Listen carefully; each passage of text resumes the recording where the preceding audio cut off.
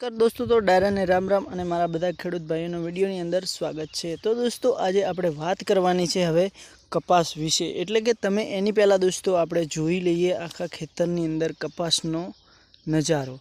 તો દોસ્તો તમે જોઈ શકો છો, આ છે આપણો કપાસ અને કપાસ એકદમ તૈયાર થઈ ગયો છે અને એ ફૂલમાં પણ આવી ગયો છે।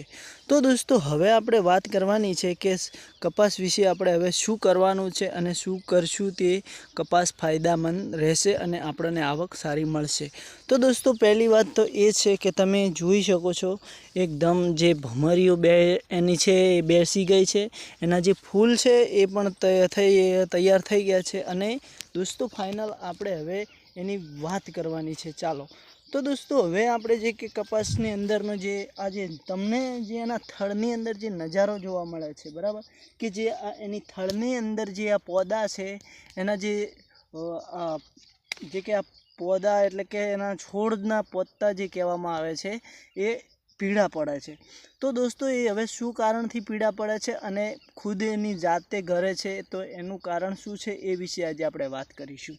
તો દોસ્તો પહેલાં તો કે આપણે હવે એવી રીતે કે જાણવાનું છે કે જે આ એના થડની અંદરના જે આ છોડ છે એ એનું કારણ કે જે પહેલાં જ્યારથી એને છોડની અંદર આપણે ઉગાડતા હોય છે, નાનો હોય છે અને મોટો કરીએ એટલે એનું પત્તું પાકી જતું હોય છે દોસ્તો, અને એને હવે કપાસની અંદર જે કે પાણીની જરૂર છે। એટલે દોસ્તો ચાલો તો હવે આપણે એની આગળની વાત કરવાની છે। તો દોસ્તો પહેલી વાત તો એ છે કે આપણે જે કપાસના વૃક્ષ જે છે, આ છોડ જે છે એની અંદર હજુ સુધી આપણે પાણી નથી આપ્યું કે કોઈ જાતનું ખાતર પણ નથી આપ્યું। તો હવે આપણે દોસ્તો આ ખાતર વિશે વાત કરવાની છે। તો દોસ્તો આપણે હવે કે યુરિયા હજુ સુધી આપ્યું નથી, થોડું યુરિયા આપવાનું છે, અડધી ઠેલી જેવું, અને અડધી ઠેલી આપણે જે કે એની અંદર જે ઓર્ગેનિક ખેતી તરીકે આપણે કરીએ છીએ એ પણ આપણે વાપરી છે, એટલે કે ભૂવસ્ત્ર ખાતર પણ આપણે વાપર્યું છે અને એને આજે જમીનના થડની અંદર નાખવામાં આવે છે, એના થડમાં છોડના, એટલે એના કારણથી જે એનો વધવાની આકર્ષક છે એ વધી શકે છે અને આપણને સારું છોડ થાય છે અને તરસ પણ નથી કરતો। તો દોસ્તો હવે આપણે એની વિશે એવી રીતે વાત કરવાની છે।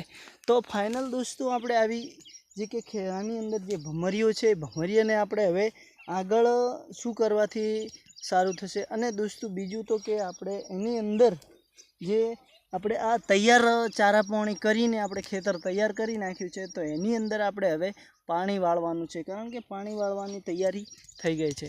તો દોસ્તો ચાલો આપણે હવે વાત કરીશું એ વિશે જ।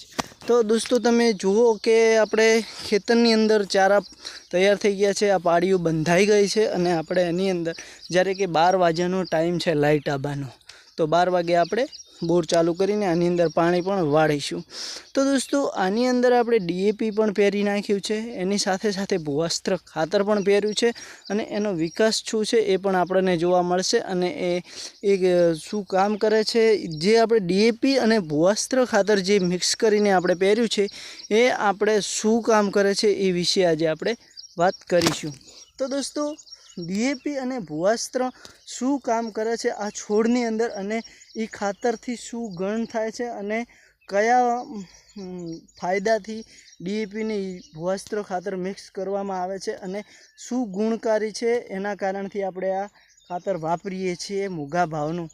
તો દોસ્તો મેન વાત એ છે કે જે આ છોડ છે, બરાબર, જે કે આ છોડની અંદર આપણે ડીએપી નાખીએ છીએ એના થડની અંદર, એટલે પહેલાં તો કે એની નસની અંદર ઉતરે છે અને એ જે કે મજબૂત કરે છે છોડને, અને જે એની અંદર જે કપાસની કેરી બેસે છે એને વજનવાળી બનાવે છે, મજબૂત બનાવે છે, એટલે કે એની અંદર વજન બને અને એ થોડો મજબૂત, એટલે કે આપણે જેમ ખોરાક કરીએ ને આપણે મજબૂત બનીએ એવી રીતે એ પણ મજબૂત બનાવે છે। એવી રીતે આપણે આ ખાતર પણ એનું કામ કરે છે।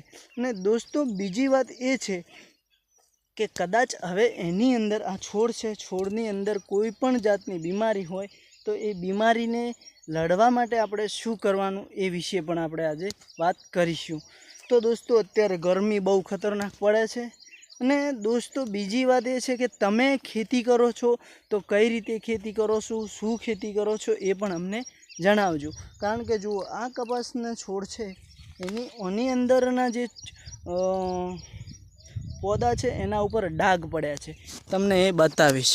તો જોઈ શકો છો આ જે એની અંદર ડાઘ પડ્યા છે એ ડાઘના માટેની કોઈ દવા હોઈ શકે છે.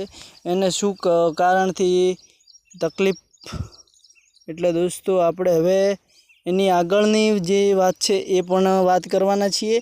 તો દોસ્તો અમારો આ વિડીયો તમને સારો લાગતો હોય તો અમારા વિડીયોને લાઈક કરજો, શેર કરજો અને સબસ્ક્રાઈબર કરજો, અને નવા વિડીયો માટે રાહ જોજો. અમારો નવો વિડીયો હંમેશા તમને મળતો રહેશે.